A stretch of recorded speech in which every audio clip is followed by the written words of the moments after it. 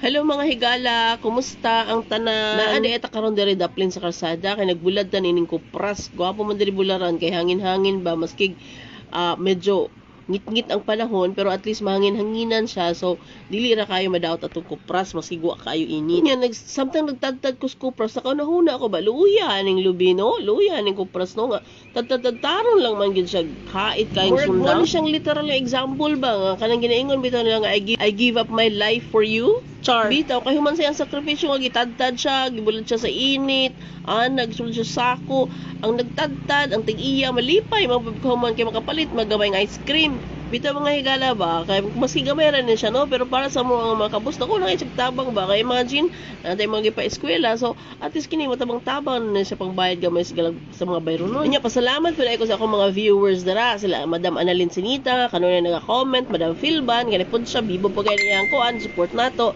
Si Ma'am Analisa, Celio Gusto, Maribel Paghubasan de la Cruz, Mary Ann Cruz, Dipes Ay, hello sa inyong tanan, Mama Rilu, Nakario, kanipod si Rich Fe Tatoy, hello Tatoy, si Archie Viado, kay mo na siyang ginatawag driver pero sweet lover ako niya, si Sir Q, Sir Renel Kilentang, hello Sir Q, shout out diya sa imuha niya.